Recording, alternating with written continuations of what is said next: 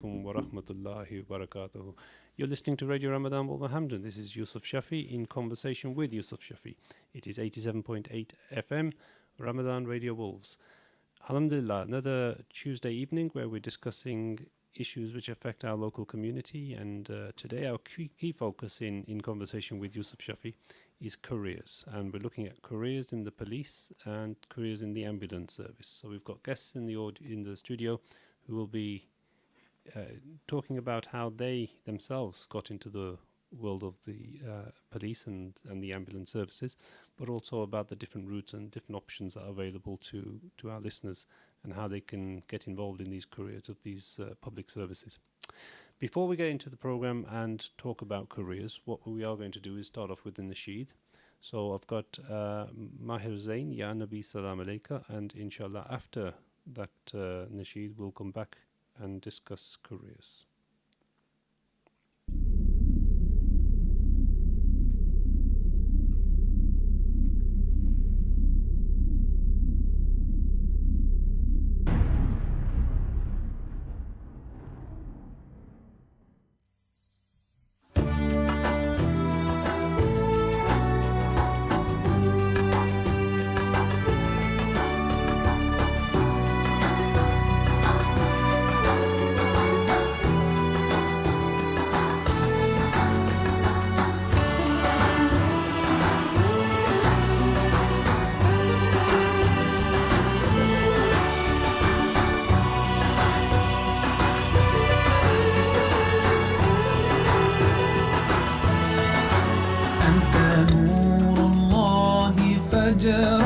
جئت بعد العسر يسرا ربنا أعلاك قدرا يا إمام الأنبياء أنت في الوجدان حي أنت للعينين ضي أنت عند الحوض ري أنت هاد وصفي يا حبيبي يا محمد يا نبي سلام عليك يا رسول سلام عليك يا حبيب سلام عليك صلوات الله عليك يا نبي سلام عليك يا رسول سلام عليك يا حبيب سلام عليك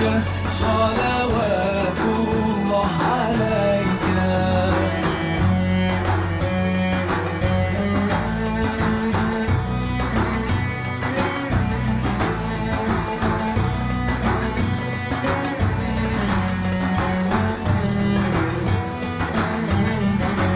يرتوي بالحب قلبي حبي خير رسل ربي من به أبصرت دربي يا شفيعي يا رسول الله أيها المختار فينا زادنا الحب حنينا جئتنا بالخير دينا يا ختام المرسلين يا حبيبي يا محمد يا نبي سلام عليك يا رسول سلام عليك يا حبيب سلام عليك صلوات الله عليك يا نبي سلام عليك يا رسول سلام عليك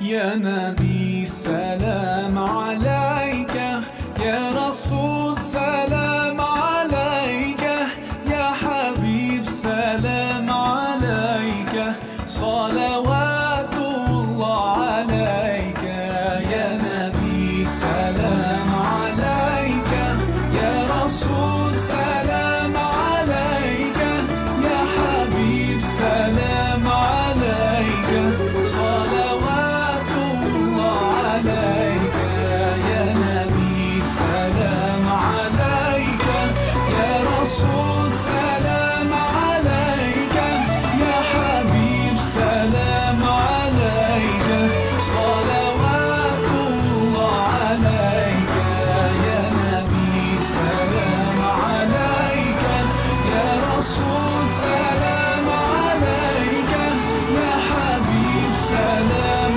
عليك صلوات الله عليك. MashaAllah, that was Mahir Zain Ya Nabi Salam Alaikum. We are back to the conversation with Yusuf Shafi and prayers.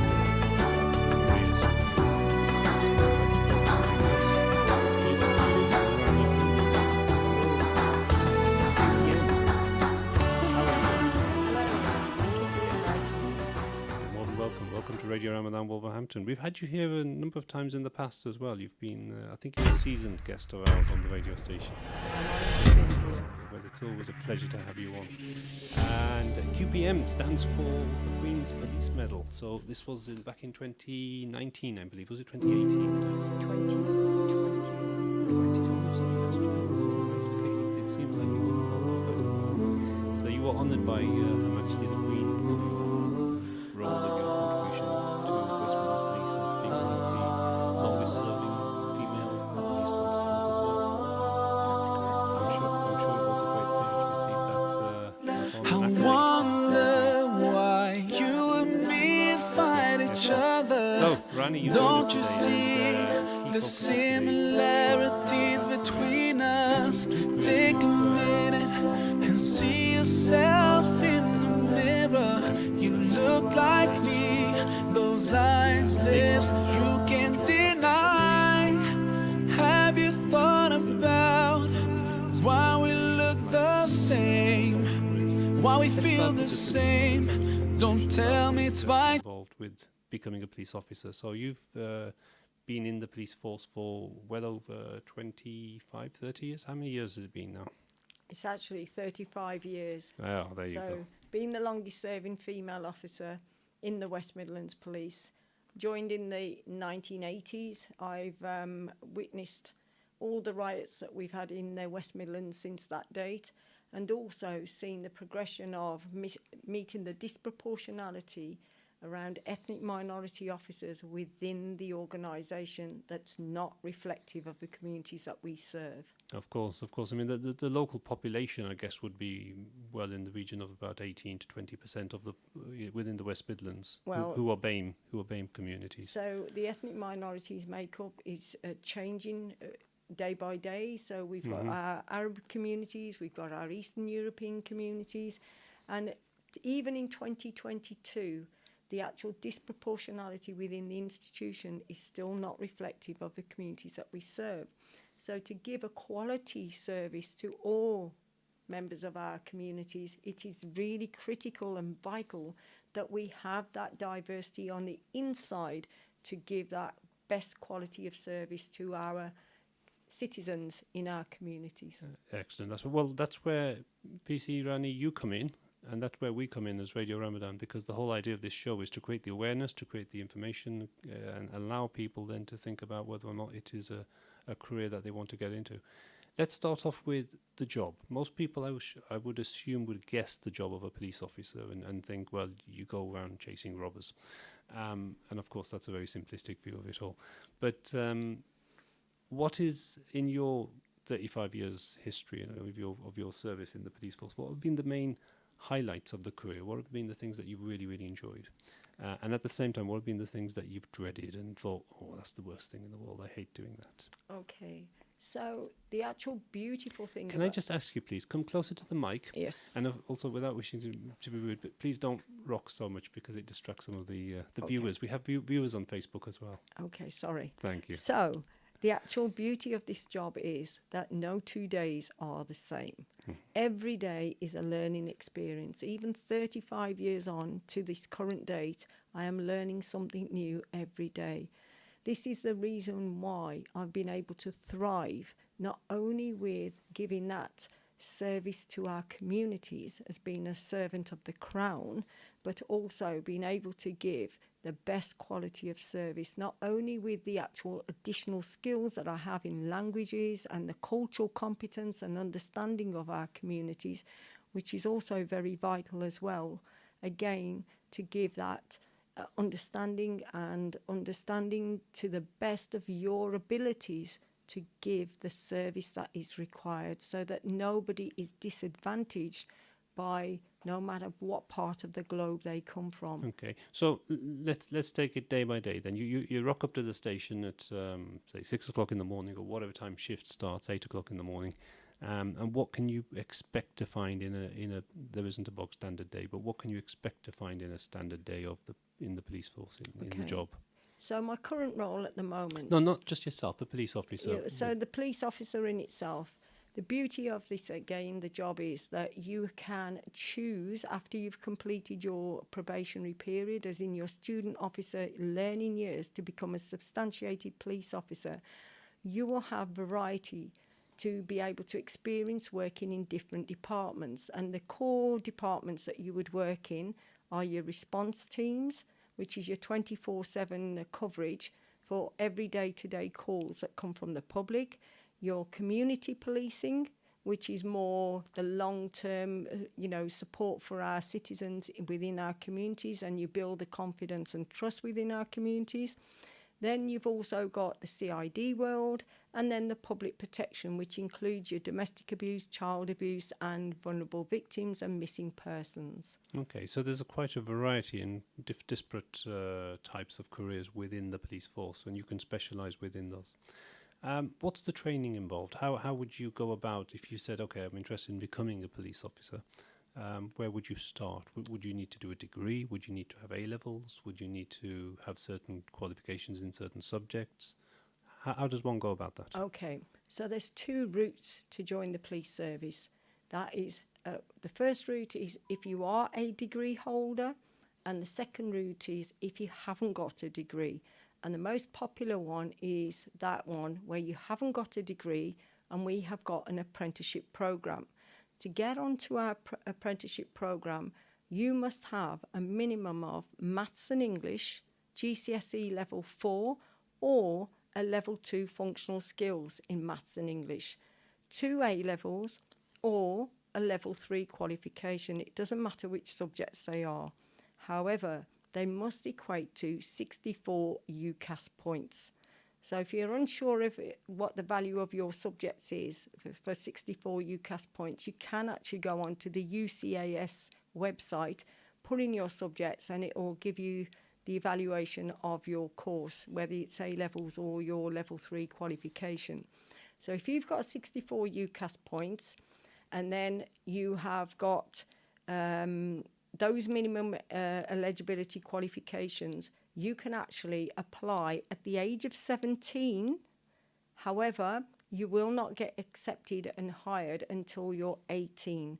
At the age of 17, you would actually be working towards finalising your A-levels or your level 3 qualification. So a level 3 would be a BTEC or an NVQ or something similar? Yeah. BTEC level 3. That's right. So because the standard requirement is 64 UCAS points, but at 17 you would not have acquired the level 3 or the A-levels, we will accept a letter from your educational establishment to confirm that your predicted grades will be 96 UCAS points. You must still have your maths and English. As long as you've got 96 UCAS points as your predicted grades, we will allow you to go through the process. That is 3 online assessments, which we also prepare you for as well. You don't need any law knowledge whatsoever to go on to do these assessments. So we will allow you to go through the process at the age of 17, which is to work parallel with when you finish your A-levels, you would be thinking about going on to university. So the idea is once you've passed our assessments, they are valid for 2 years. And then at the age of 18, you still go through the process. However, the beautiful thing again about this is that once you've passed your assessment, you will be then on the roller coaster of basically going through our medical, our vetting, etc. You pass all that eligibility, potentially to get a higher date. And once you've got that higher date and you become a student officer, you will be assigned to Stafford University to study the law aspect. So what we would have done when I joined, we would have had the law learning, but they've professionalised it now. Okay. So you would be studying towards a policing degree. And that apprenticeship programme is for 3 years. And during that 3 years, not only will you be studying, but also being a student officer, learning the job to become a fully substantiated police officer, but you will earn just under £70,000. So the apprenticeship programme is appealing because you're not actually paying for your degree course. Okay. The institution is paying for that. So whereas and you're getting paid a salary as well. Absolutely. At the time. So if you had gone directly to university for the 3 years, you would have to pay for that course, and then undoubtedly you'd get some debts, which you've got to obviously, cater for as well. But after 3 years, you've still got to come out of university with a degree and look for a job. In this way, through an apprenticeship programme, you've got the best of both worlds. Okay. Earning and learning, and obviously a career for life. And you don't get the student loans either, do you? No, You don't get nothing.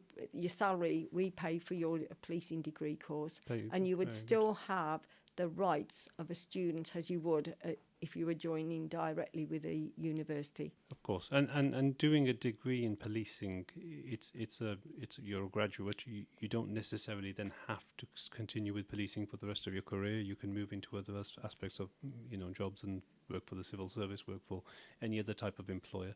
I suppose it gives you that variability, that gives you that diversity of scope to go into other things as well. Well, ideally, we'd like to keep the actual candidates. And you see, again, once you become a fully substantiated police officer, you can specialise if you want to go into homicide, or if you want to go into the counter-terrorist unit, if you want to go into the economic crime unit, if you want to, go into public protection. That is entirely up to you.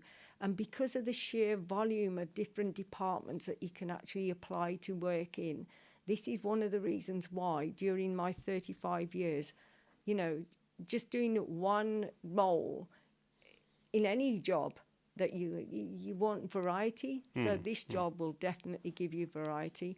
And also, even if you come in with a degree, the only difference is if you've got a degree and you want to join the police, it's a 2-year training programme. Again, you would be, assigned to Stafford University for your studying towards a policing diploma. With the apprenticeship programme, it's a 3-year training programme, and you're studying towards a policing degree. That's the only sort of difference. So the idea of some people may think an apprenticeship means that you don't do academic qualifications. You still, even though you're on an apprentice, you still will do a degree, and you'll have a BA honours, I guess. And through that, you're effectively a graduate and going to university. But of course, the advantage is that you're learning on the job. You're no doubt spending a number of days at work where you're picking up skills and developing your policing practice, etc. So I suppose it gives the trainee the best of both worlds. They're a student, and at the same time they can have a job. That sounds like certainly a very interesting and enticing prospect. What's going on? Are you finding lots of BME communities and Muslim communities in particular? Because our radio station obviously reaches out, Radio Ramadan, to the Muslim community here in Wolverhampton. Are you finding there is a lot of take-up, or if not? And if not, why not? What do you think are some of the barriers to people wanting to become police officers?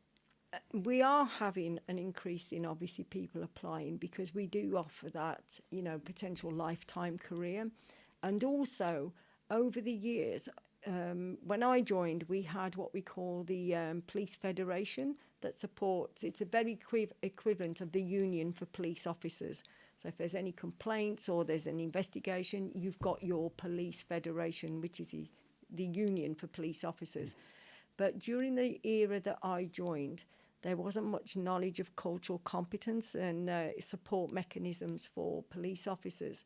So we have now also got the Association of Muslim Police Officers, specifically specialising in having that cultural understanding, especially during Ramadan, and how important it is for Muslim officers, Muslim colleagues to be fasting. So I'm not talking just about uniform officers. This is about police staff as well. So we have got an increase in Muslim representation, but not enough. So there's always a demand. But again, we have got what we call the AMP Association of Muslim Police Officers. And, you know, we celebrate all the different cultural festivals and the expectations of your faith as well.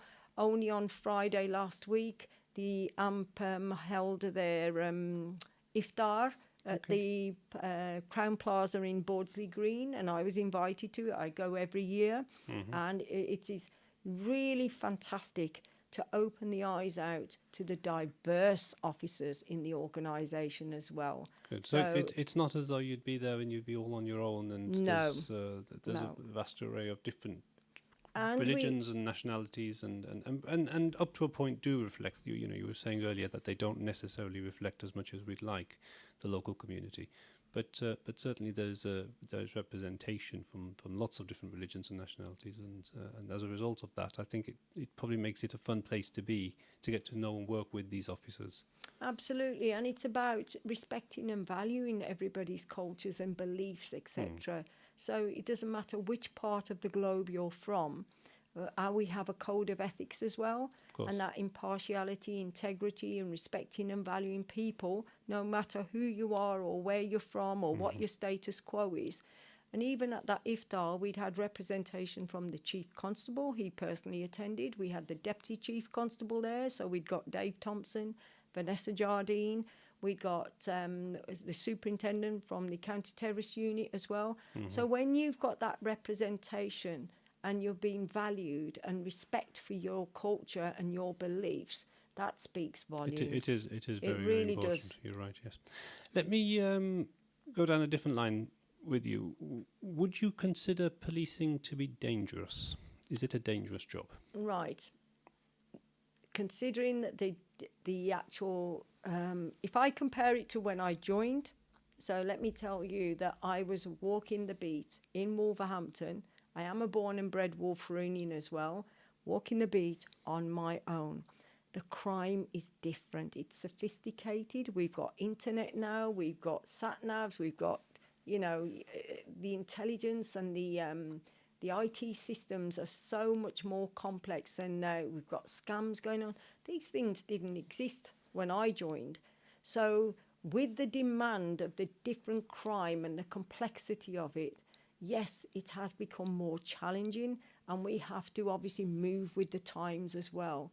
So if in relation to dangerous, well, we've seen how knife crime affects our communities and how violent crime, and we are constantly looking at new ways to address these problems, to have the prevention programs in place, raising awareness, especially working with the youth as well. I'm a cadet commander, and this is where I focus on. I do not get paid to do this role as well, but I genuinely believe that the next generation of our future leaders is in that teenage years, that potentially as long as I can embed being just a good citizen. It's not about for them to join the police, but more about understanding their own responsibilities, so that we are working towards building those safer, harmonious communities where everybody can live together, no matter, again, which part of the world you're from. So prevention programs, we've got the violence reduction unit that raise a lot of awareness about these sort of things as well. In relation to the danger itself to you personally, we are trained to risk assess as well, so that we are not putting ourselves at risk. So you have a lot of intense training for self-defense as well, and how to deal with certain situations. So that is ongoing training all the time. Nobody would criticise you from stepping back from what could be potentially very dangerous for yourself as well. So, for example, if a firearm's being pointed at you, you're not going to risk it yourself. You're not expected to be a No. stuntman and jump in front of dangerous. Absolutely not. That's fine. Let's take a little nasheed now, and we'll come back. And one of the things I want to talk to you about after this nasheed is the non-frontline policing roles within the police service, and we'll talk a little bit about those. But let's have a nasheed first. Heart of a Muslim by Mahir Zain.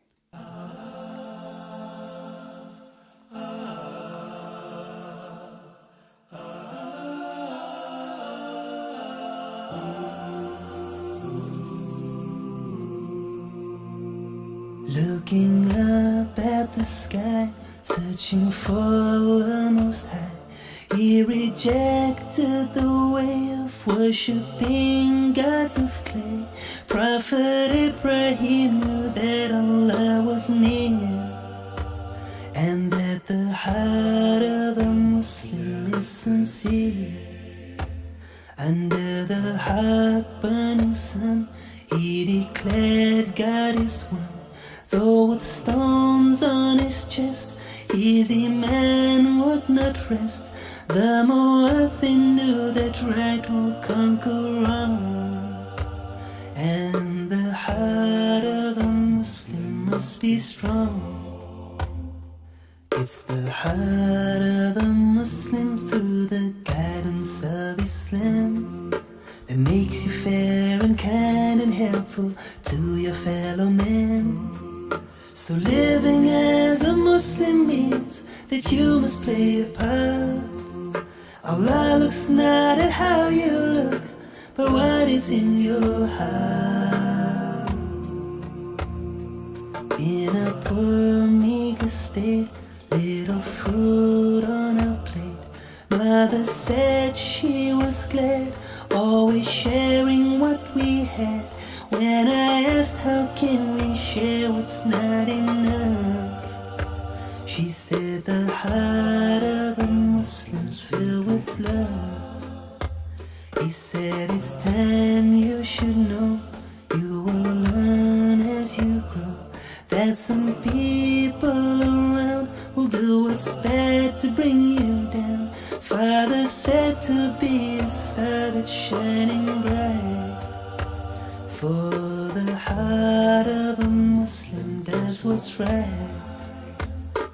It's the heart of a Muslim through the guidance of Islam that makes you fair and kind and helpful to your fellow men. So living as a Muslim means that you must play a part. Allah looks not at how you look, but what is in your heart. So whatever you do, make sure your words are true. Honesty is the best, because life is a test. Even if it hurts so much you want to cry.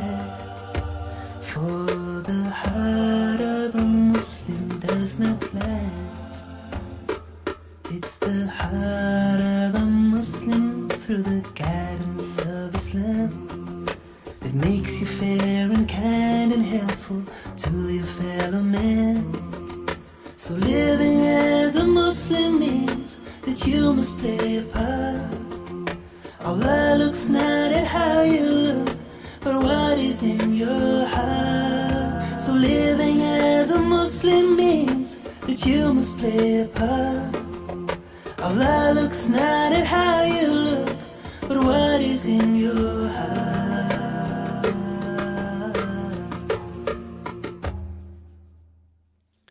Mashallah, that was Mahir Zain, Heart of a Muslim. You're listening to Radio Ramadan Wolverhampton. My name is Yusuf Shafi, and it's in conversation with Yusuf Shafi, 87.8 FM. I have been reminded by PC Rani I've been waiting, that our telephone number is 01902 I've been 972 hurting, If you do wish to phone in, 'cause I've been falling. PC Rani to ask I you a need question, your please help. around, please for some career My heart is breaking. then please do so. Please do phone in 01902 972 150. Coming back to yourself, PC Rani, we were talking about the involvement of policing jobs and what, how to get into those. And you mentioned the apprenticeship route and the graduate route and the various qualifications, level 2 qualifications that are needed. I want to just now change tack and look at roles around non-frontline policing, but working for West Midlands Police. What is the diversity and what are the different roles in that, and how does one access those? Okay, so the non-uniform jobs, basically, if you don't want to do the warranted police officer's role, we have got the police community support officers that you don't need any qualifications for whatsoever, and it is a well-paid job as well. You're looking at 6 weeks of full training for the role, and it's 36.5 hours per week that you would actually, your working hours. And there is also a shift allowance as well, depending on what the demands are, etc., and what role you're doing at the time. So if you're working predominantly late shifts, there is that shift allowance as well. And the recruiting process is basically like any other role, online application form.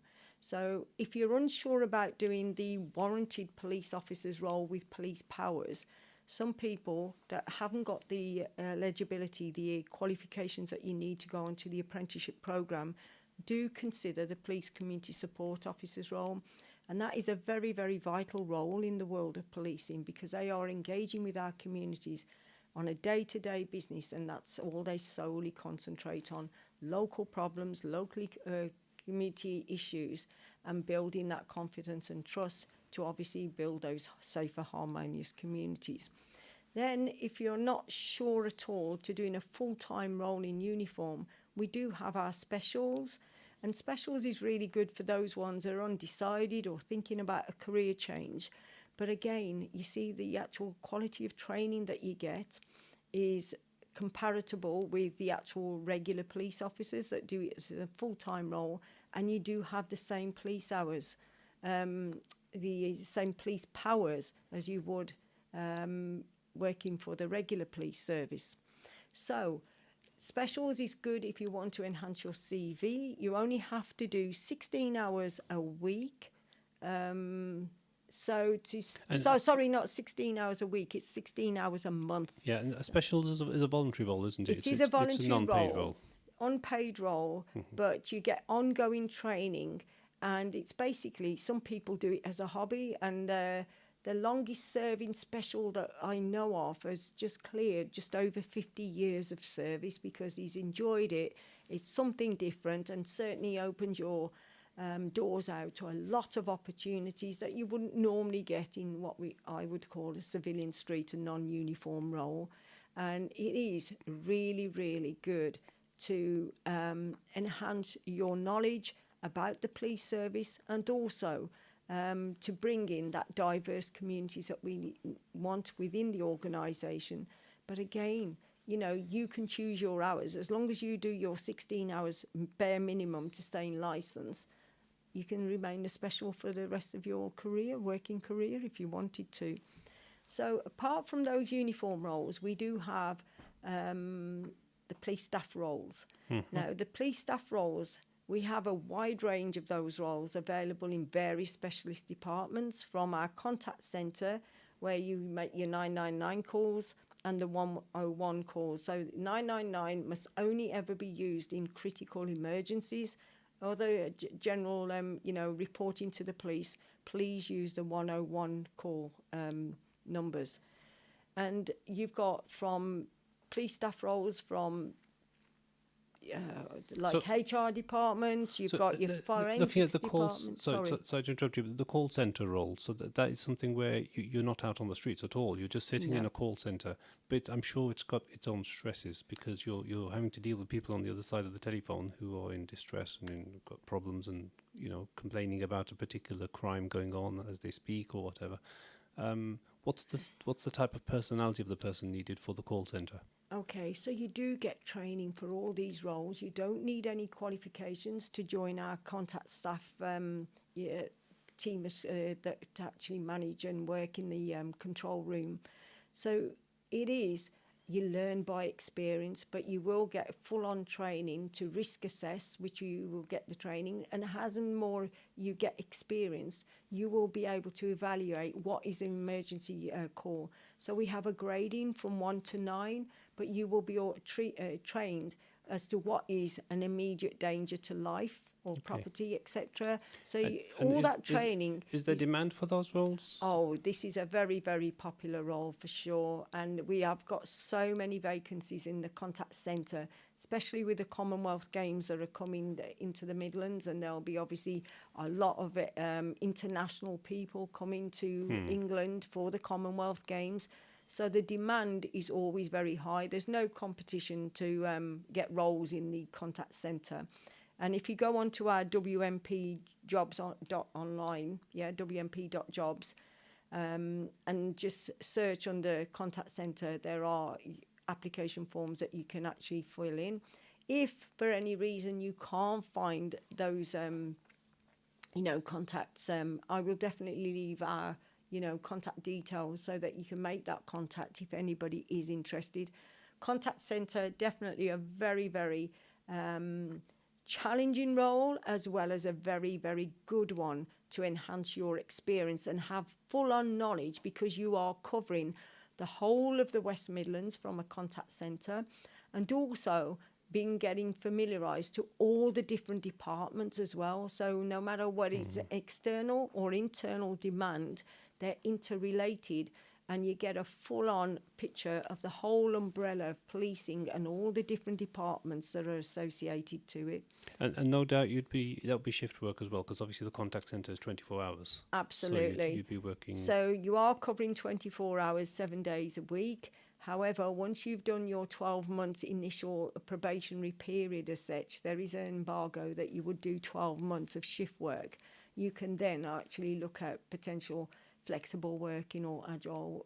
Well, you can't do agile working, but certainly flexible working. Can you work from home, or is that not allowed? No, it has to be from the control room, just because of the nature of the amount of data that comes in, and to actually be able to keep everything under GDPR guidelines, it has to be done from a control centre. Okay, that's wonderful. I'm sure there's a whole host of different other careers which we could talk about, but we're coming up to our break time now. So, and after the break, we do have to slot in the ambulance services, Ben Roberts from the ambulance service as well. But we'll continue to talk about the police as well. So, listeners, join us after this ad break, and soon after we'll come back and we'll talk more about the police and other different roles within the police service as well. And we'll have somebody from the ambulance service come in as well and talk about the roles within the ambulance service. So see you on the other side of the break. Thank you.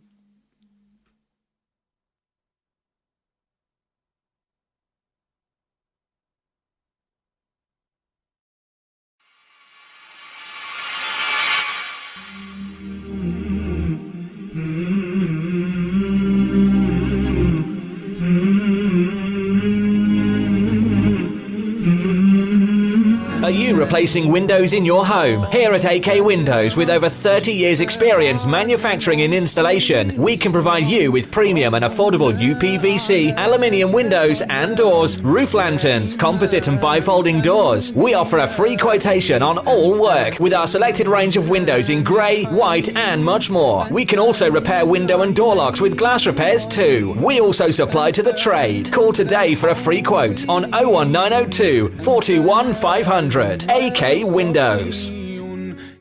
Are you looking for a new challenge? A chance to be your own boss? Becoming a driving instructor is a lot easier than you think. Bespoke training is provided and franchise opportunities with guaranteed results. Or are you looking to get a full driving license? Well, look no further. For a complete package from translated theory classes to driving ability, securing your freedom to the future. Contact us today by calling Ashes Driving School on 07402 362 717. Wolverhampton and surrounding areas, follow us on Facebook and Instagram. Learn by taking the right turn. Mubi Bass Electronics, specialist in car audio and home entertainment. Suppliers of leading brands, Samsung, Sony, and Panasonic. We supply and fit all car audio systems, top brands, Kenwood, Bose, and we're an authorized supplier of Vibe product. Visit our store online at mubibass.co.uk and order today for next day delivery. Mubi Bass Electronics are proud sponsors of Wolverhampton Wanderers FC. Call us today for a free quote on 01902 754 546 and quote Ramadan 20 for 10% off. Follow us on Instagram and Facebook at Mubi Bass Electronics, specialist in car audio and home entertainment. Little Dessert Shop, UK's leading dessert franchise, continues to deliver happiness in Wolverhampton. Order from Just Eat, Uber Eats and Deliveroo. Visit us at littledessertshop.co.uk and contact your nearest branch. From all at Little Dessert Shop, we wish you a blessed Ramadan and a happy Eid. Ready for a new career? Ready to be an engineer? Get ready, get set, get training. Become a qualified domestic gas or electrical engineer with the potential to earn up to 45k by enrolling onto one of our bespoke, accredited, industry-recognised training courses at our purpose-built training centre in Wolverhampton. For more information, visit our website gettraining.com or contact us on 01902 583 941. It's mega deal time right now at Salsa Grill. Any size pizza, buy one, get one free, with free medium fries. Any curries with 4 roti, just $6.99. Any single burger meal, just $3.50. Masala fish with fries or a naan, only $4.50. It's all here and much more at Salsa Grill, 27 Broad Street, Wolverhampton. Order on Wolverhampton 312 314 or online through Just Eat, Uber Eats or by searching Salsa Grill Wolverhampton. Mina Bazaar, one of the UK's biggest collections of Asian bridal wear and fashion. Established for over 25 years, we're now showcasing and taking orders for our brand new catalogue. We have Mina Bazaar's men's bridal wear. We'll be stocking the very best in groom sherwani, fashion kurta and waistcoats. Book an appointment today and get 15% off during Ramadan at Mina Bazaar, 184 Ladypool Road, Birmingham, B12 8JS by calling us on 07970 265 956. Spice up your iftar with traditional spices and flavours from Indus. We go to great lengths to source only the best in Far Eastern flavours, with a wide range of spices, pulses, lentils and essentials for your kitchen cupboards. From our hot chili powder to our range of beans and pulses. Find our range in leading local supermarkets and retailers. Indus, the world's finest foods. Your tyres are essential for safe driving. They're the only link between your vehicle and the road. At Premier Tyres, we proudly stock leading tyre brands such as Goodyear, Michelin, Pirelli and more. We're also your go-to garage for MOTs, servicing, exhausts and all your mechanical needs. With the most affordable prices in town, unmatched quality, knowledgeable and fully qualified mechanics, we will look after your car no matter the make or model. Premier Tyres, Crown Street, WV1 1PX. Call 01902 455 684 or visit premiertyreservices.com. Every Ramadan, many around the world remain hopeful of your zakat and sadaqah, to see them through their toughest days. That's why your charity not only improves lives, but saves lives. Give hope to millions around the world from your hands, through Muslim hands. Hope is never lost when we place our trust in Allah. Hold on to hope and help save lives. Visit muslimhands.org.uk today. This is Ramadan Radio, your local voice, your local Muslim radio. Go to RamadanRadioWolves.com and donate to your local mosque.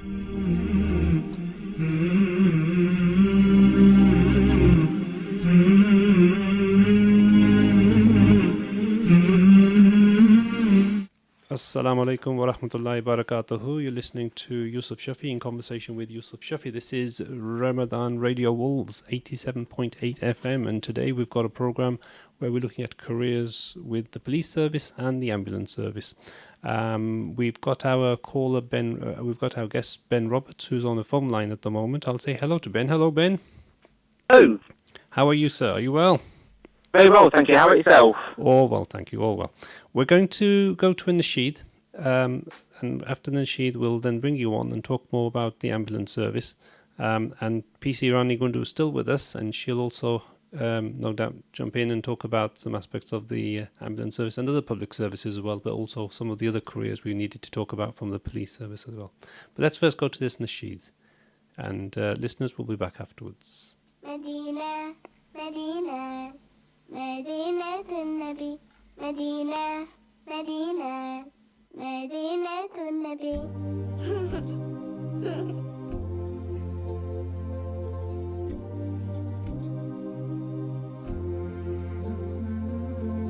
In my dreams I make my way to Medina, the home and chosen place of our beloved prophet, where all I feel is peace and so much joy around.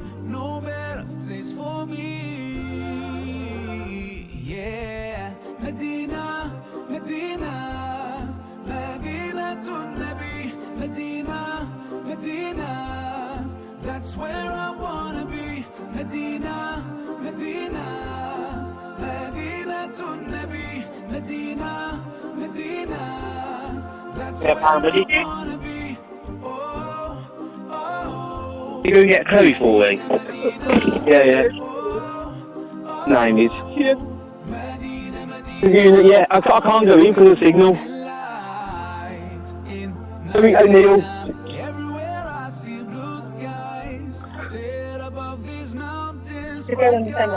Oh. A smile on every face, a special place for me. Yeah, Medina, Medina, Medina to Nabi, Medina, Medina. That's where I wanna be. Medina, Medina, Medina to Nabi, Medina, Medina. That's where I wanna be. Oh, Medina, Medina. Oh, Medina, Medina.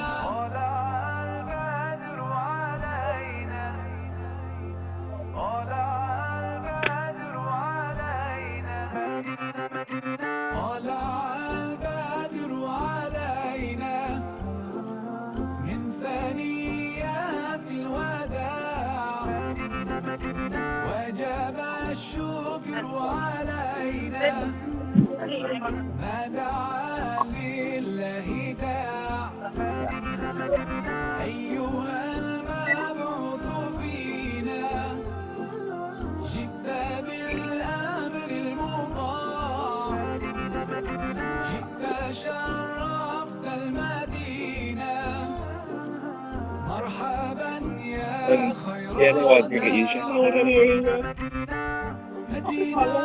مدينة مدينة النبي مدينة مدينة That's where I wanna be مدينة مدينة مدينة النبي مدينة مدينة That's where I wanna be. Hello and welcome back to Radio Ramadan Wolverhampton, 87.8 FM, and we are back in conversation with, and we've got Ben Roberts from the ambulance service. Hello, Ben. We spoke to you just before that nasheed. Hello. How are you? Hello. I'm very well, thank you. How about yourself? All well, thank you. All well. You're live on air. And first of all, thank you very much for coming on air. It's been really, really good to have you. We need to learn a lot more now about the ambulance service. We've been speaking to PC Rani Gundu about the police service, and we will hopefully come back to as well about some other careers and things, but we thought we'll bring in the ambulance service as well. Tell us about your role, for example, and what's involved. How do you get into the ambulance service? What are the qualifications, the skills? What's the level of training required, and similar things? So, yeah, thank you. So I've been a paramedic for 2.5 years, and before that I was a student at the University of Worcester for 2 years, and then I qualified as a paramedic in 2019. I currently work for the West Midlands Ambulance Service, which is based and I'm currently based at Bromsgrove Ambulance Hub, covering a lot of the rural areas. But prior to that, I was at Erdington in the centre of Birmingham. So within the ambulance service, there's a variety of jobs which I go to. So each call, we kind of refer to them as a job or an incident. And so one day I'll be booking on early in the morning, could be going to an elderly faller who's been on the floor all night. The next job could be a child with asthma, and they'll be going to a car accident, or somebody who is end of life. And so the job, as you could probably imagine, same with the police fire service, is very varied and is completely different every day. We do both days and nights, so for those who are interested, be prepared to do early mornings and night shifts, but after a while you do get used to them. There's a variety of routes to enter the ambulance service and to qualify as paramedic. So I took my route first, which was going straight to university, and a lot of universities within the West Midlands do paramedic science, from Wolverhampton, Staffordshire, Coventry and Worcester. The course is a 3-year Bachelor of Science with Honours degree, and throughout that you'll be splitting everything up into 3 years, and throughout them 3 years you'll be doing placement with the ambulance service. And if you go through the university route, you'll also have different placements in different areas, such as on paediatric ward, in maternity, as well as in theatres in some cases. Another route, which again is quite popular, is going through the apprenticeship route with West Midlands Ambulance Service. And funny enough, as we're talking, they've opened applications now for the next 2 weeks. Excellent. For student paramedics. And through that, you have 20 weeks at the academy in Bridley Hill, and you'll undertake a 15-week course to get you ready for going out to the road, as well as a 4-week emergency driving. Once you've done all that, you'll be out on the road getting your practice placement portfolio signed off, and getting signed off as a technician. Once you've qualified as a technician, you'll then go to university, gain your level 6, your BSc Honours, to become a paramedic, and gain registration with the HCPC, that's the Health and Care Professions Council, as a paramedic. So all paramedics are registered with the HCPC, same as the nurses with the Nursing Midwifery Council, and doctors are with the General Medical Council. Okie doke, right. So it's much like the police service, I suppose, in the sense that there's the apprenticeship route to get in, and also the academic route. You can do it straight from the degree in paramedic science. Did you find the degree taxing? Did you find it complicated and difficult, or was it fairly straightforward for you? I mean, no doubt you need to learn about medical issues and human biology, etc., and basic first aid and issues like that. But do you think most people who went into, your colleagues who went alongside you, what was the pass rate? How did they do? So I think with everything, it is an academic. Every time you go to university, be prepared to be academic. So they have to do essays as well as clinical OSCEs. They're like assessments through practice and role play. I'm not academic, so I'm terrible at assignments, but I'm perfect when it comes to the hands-on kind of things. Mm-hmm. However, the support is brilliant through universities as well. So if you've got, for example, if you have any kind of learning difficulties, dyslexia, dyspraxia, which is what I have, the support is brilliant. And for those who've been out of education for a long time, it doesn't really matter, because when I was on my course, I had people who were in their 50s doing this paramedic degree and starting a new career as a paramedic. So it could be for anybody. But as long as you get your head down, you work hard, and you strive to succeed, then anybody will be able to pass. It's all about working together, not being alone. Make sure you're working with other people and your tutors to succeed. And I have no doubt anybody can do it. What are the highlights of the job? So the highlights for me is the variety, and it's going to be cheesy. Everyone says it, helping people, but I think the main highlight for me is just seeing a smile on people's faces when you've done something to help them. Because when you're relaxing somebody, when somebody phones 999, it's their time of need, and no matter what, it's an emergency. And sometimes, yes, it turns out not to be like a real life-saving emergency, but by relaxing people and going through the treatment and talking to people, that's where I get the highlight. That's my highlight. Make sure people relax and seeing the benefit, seeing what I've done has improved. And of course, it's the potential to save life as well, isn't it? It's being there at the right time when everyone else is running away from an incident, you're running to the incident and supporting people and doing the essential critical things that are needed in order to enable them hopefully to survive. I'm sure that must in itself be very, very rewarding as well.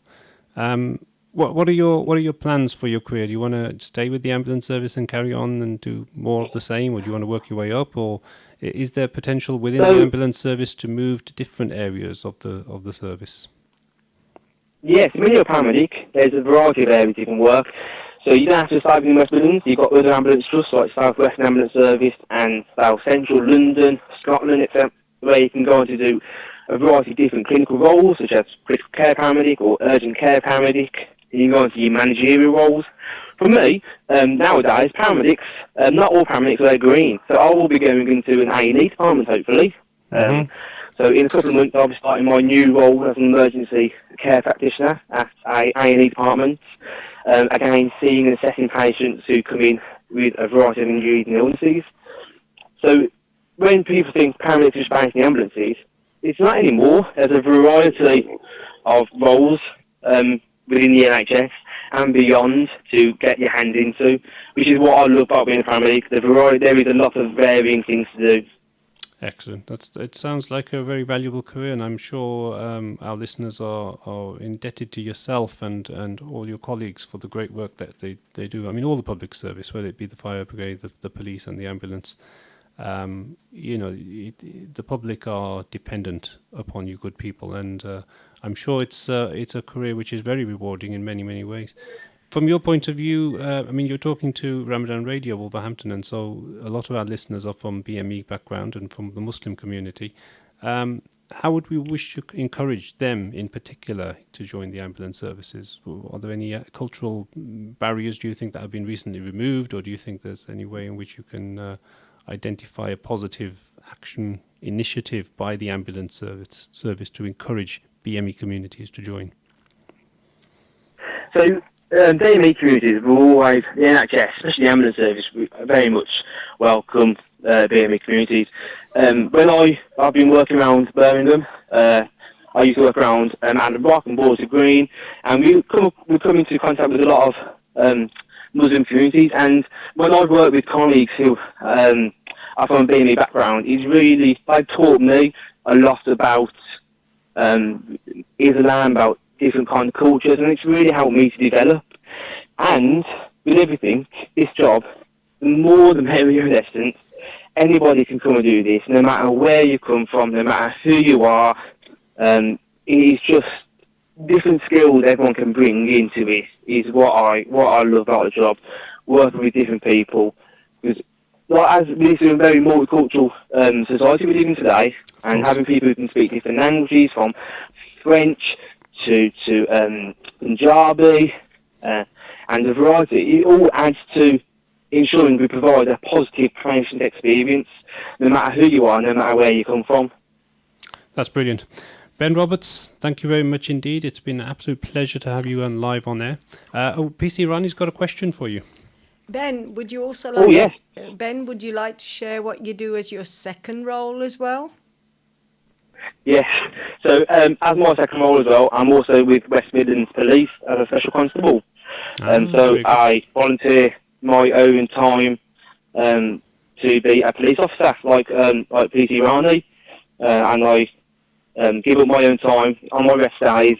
When I'm not on the ambulance, I'm normally in a high visibility southwest patrolling around Warsaw as a police officer. Ben, you sound like, and I'm sure you are a very good man. Thank you very much. May God bless you. And you've been live on Radio Ramadan Wolverhampton, 87.8 FM. And we will now let you carry on with your evening with your family, and thank you for joining us. All the best. Wonderful. Thank you so much for having me. All the best. Thank you, everyone. Thank you, Ben. Bye-bye. Bye-bye. Bye. So, listeners, you were listening to Ben Roberts then from the ambulance service, and he's given us a lot more information about how you can get into careers and involved with the ambulance service. Coming back to you, Rani, we've got 8 or odd minutes now left till the end of the show, and we were talking when it was your stint of the show, we were talking about the police careers and some of the non-frontline police careers. I think you were going to go on and give me a few more. We were interrupted with the break, but you were going to go and tell me a few more. So if you want to pick up from where you left off, that would be great. Okay, so another role that traditionally police officers in uniform would have done, they've actually civilianised that role, is the police staff investigators. They're called PSIs. So this is traditionally where police officers would have taken statements from witnesses, seized the evidence like the CCTV from a shoplifting incident and record it and document it, etc.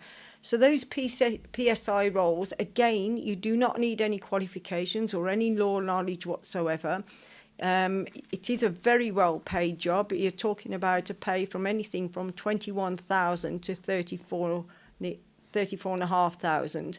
You get the formal training as well, and again, it's an online application. So again, it gives you, without actually fully committing to a uniform role, inside training to become an investigator. So am I right in saying that you would be investigating civilian crimes as opposed to you're not all walking crime.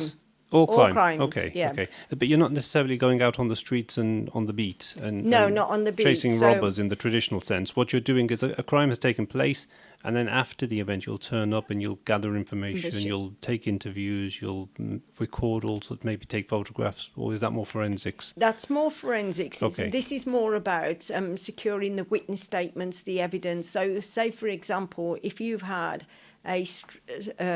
two men fighting in the street, little cul-de-sac, there's about 10 houses there. Yeah. Potentially you're going to... So it's data collection in order to make a file to take to court so so you can get a conviction. So basically assisting the evidence gathering and obviously the actual engagement with the communities. And I would guess in a job like that, it's very important that you have literacy skills and communication skills, because you're constantly, you're all the time interviewing people and you know, getting them to relate what happened and how it happened and all the rest, and being really, I suppose, precise in the way you write down your reports and all the rest. So yes, so every single role that we've mentioned tonight, every single one of them, the interviews, the assessments are all based on our competency values framework, level 1, and you can find that by just going onto the search engine, putting the College of Policing, search on the competency values framework, and level 1 is what all these interviews are based on. That CVF level 1 includes the 4 values and the 6 competencies. Without you wishing to actually, because we'll run out of time if you go into the 6 competencies, but what I was going to say is, in a sense, what you're telling us is that it's not so much about how many different qualifications and A-levels and degrees you've got. It's more about the type of person you are and your personality and how you view the world around you. And based on those types of... So the questions aren't, you know, work out the square root of 56 or anything like that. The questions are based around how you view your environment, your community, your world, and how you react to that. Absolutely. And so from that point of view, I think listeners shouldn't get fearful or in any way, you know, worry about these types of assessments, because they're actually not there to... There's no right or wrong answers, I would guess. They're more so about just you being able to put across who you are and whether you would fit in an organisation like that. And also what we do offer, anybody who is interested in a role within the police service, if they ask for positive action support, we will help them prepare for their interviews as well. People like yourself can sit with them and talk to them, guide them through the processes of the applications and all the rest. Yes, indeed. That's really excellent. So we've got the investigators, we've mentioned the police, we've mentioned all the vast array of different departments within the police role that you would have. And we mentioned, you mentioned to us about the telephone centre, the call centre. What else is there within the police service? So, again, our jobs, because we're actually increasing. So I'm part of the National Home Office drive. It's called Operation Uplift, and we're trying to recruit 20,000 more uniform officers. With that will also come all the administration staff that we need to keep these, the actual organisation delivering a high quality of service. So it's all the admin staff, all the lawyers and the accountants and the finance and the HR and those departments that are needed. So we've got what we call the shared services. So there's a phenomenal amount of just general inquiry staffs and additional staff in order to help in the recruiting department with the influx of, processing all these student officers. We've got the HR department, all the things that make a big corporate institution run smoothly. So a lot of administration jobs. The best way to keep abreast of what jobs are available, if they go on to wmp.jobs, you can get yourself registered on it, and it will regularly send you the update of the current vacancies. So, honestly, if anybody's thinking about a career and joining a corporate, organisation, now is the time to keep looking on that website. Keep abreast of what jobs appeal to you. Look at the job descriptions. Do you feel like you could do that? And if you're struggling or you're not too confident about how best to deliver in an interview, just ask for positive action support, and we're there to obviously help and guide you through that preparation. That's excellent. I'm sure listeners out there will be very much encouraged by the words that you've said, Rani, and the words that Ben Roberts has said. Often I think there's a lot of confusion and a lot of people aren't sure in what does it exactly involve, how do I go about it, and where do I go. And from our point of view, Radio Ramadan Wolverhampton have got a key community focus on creating awareness, allowing people to understand better that there is a vast array of careers and things you could do out there. The key thing about policing, and whether it be the ambulance service, and if the fire brigade had been here, we would have been speaking to them about these things as well. It's an opportunity for us to give back. And I think a lot of you good people are, obviously, you do your jobs and you have your careers and you get salaries and all the rest, and that's a parcel of, what's involved in any job. But I think the nature of the people who work in public services is one of giving and kindness and care for their fellow man and care for their neighbour. And these are very, very important attributes which we as members of a civic society need to have. And we need to make sure that, wherever possible, we can do our bit as well. So if listeners out there are interested in any of these police roles, it's the website is wmp.jobs. wmp.jobs. And I'm sure if you were to phone Bilston Street Station, ask for PC Rani Gundu, somebody will give you a telephone and a number and be able to you'll be able to speak to people and give them advice one-to-one as well. Yes, absolutely. And my email address is rani, rani.gundu, gundhu, at West Midlands, all one word, .police.uk. If you forget it, do ask Yusuf. You're more than welcome anytime.